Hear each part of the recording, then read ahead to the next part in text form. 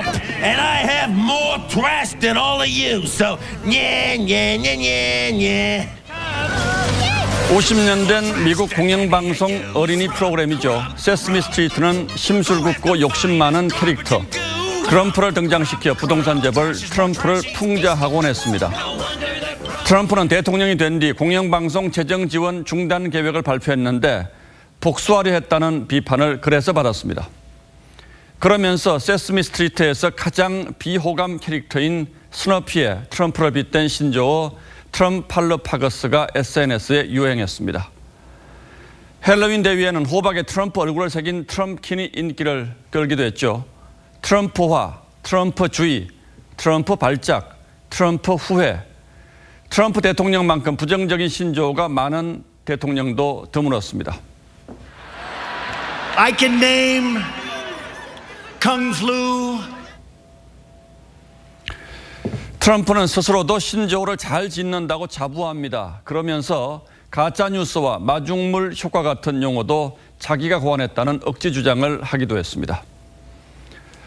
지난 4년 세계는 일찍이 볼 수 없었던 미국 대통령과 그가 이끄는 미국을 불안과 혼돈 속에 주시했습니다. 그리고 다시 4년 슈퍼파워 미국의 행로를 결정하는 투표가 시작됐습니다.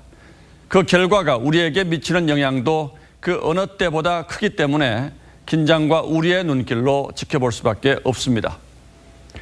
전 세계가 당장 걱정하는 것은 사상 초유의 선거 불복 사태입니다. 트럼프가 사실상 불복 가능성을 예고하면서 미국의 헌정 질서는 뿌리째 흔들릴지 모를 기로에 섰습니다. 우드로 윌슨 전 대통령은 미국은 자유, 정의, 인권이라는 공동 목표로 뭉칠 때 가장 위대하다고 했습니다. 그러나 지난 4년 미국은 이미 둘로 깊이 쪼개졌습니다. 투표함의 뚜껑이 열리는 시간은 트럼프식 분열의 정치가 폭발하는 순간이 될 겁니다. 그런 미국을 지켜보면서 남의 일로만 여길 수 없다는 생각에 마음이 더욱 무겁습니다. 우리의 지난 3년 반 역시 미국 못지않은 분열의 시대였기 때문입니다. 국민 통합의 대통령이 되겠다던 문재인 대통령의 취임사는 공허한 수사가 돼버린 지 오래입니다.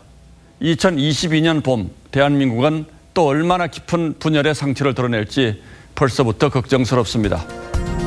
11월 3일 앵커의 시선은 분열의 정치, 미국과 한국이었습니다.